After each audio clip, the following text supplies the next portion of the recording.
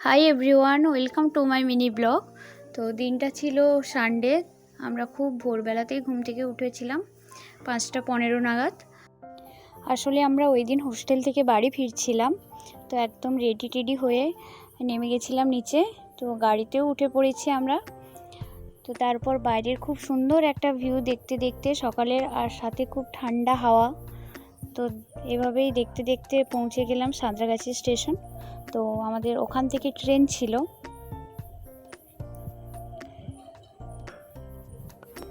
দেখো সকালের বাইরের ভিউটা সত্যি অনেক সুন্দর লাগছে। অনেক দিনের বেলা রোদের তাপ বেড়ে যাওয়ার সাথে সাথে কোনো কিছুই ভালো লাগে না, সেই জন্যই আমরা খুব ভোরবেলাতেই বেরিয়েছিলাম।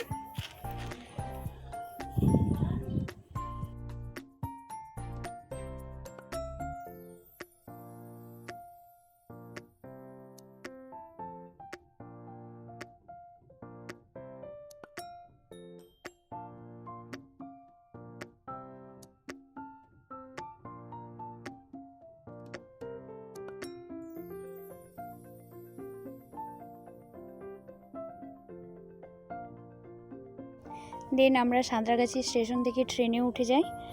আর তারপরে এই কোলাঘাটের এই ব্রিজটার এখানটা খুবই সুন্দর লাগে।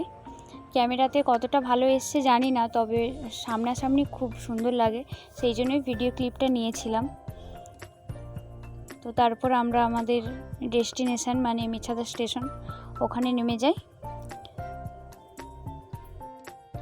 আর আমরা এতটা ভোরে বেরিয়েছিলাম যার জন্য কিছুই আমাদের খাওয়া হয়নি, আর খাওয়ার ইচ্ছেও ছিল না অতটা ভোরে। তাই আমরা ট্রেন থেকে নেমে একটু পেস্ট্রি খেয়ে নিয়েছিলাম। তারপরে একেবারে বাড়ি ফিরে দেখছিলাম যে বাড়িতে আজকে চিলি চিকেন আর ফ্রাইড রাইস রান্না হচ্ছে, তো তার জন্য আমি একটু ভিডিও নিয়েছিলাম। তো রান্না অলমোস্ট প্রায় কমপ্লিটের পথে, আমি এর আগে তেমন কোনো ক্লিপই নিতে পারিনি। তো এটাই আর কি। তারপরে আমরা সবাই মিলে বসে যাই লাঞ্চ করতে। একসাথে সবাই মিলে আজকে বসে লাঞ্চ করছিলাম। আর আজকে লাঞ্চের মেনুতে ছিল ফ্রাইড রাইস, চিলি চিকেন, পনিরের কিছু একটা হবে, ঠিক নামটা আমার মনে নেই। তো আর তার সাথে ছিল স্যালাড, শসা আর পেঁয়াজ। ব্যাস এটা দিয়েই লাঞ্চ কমপ্লিট করি। তারপরে ঘুমিয়েছিলাম, এতটাই ঘুমিয়েছিলাম যে একদম উঠেছি সন্ধে নাগাদ। তারপরে একটু ফল খাচ্ছিলাম। That's it for today.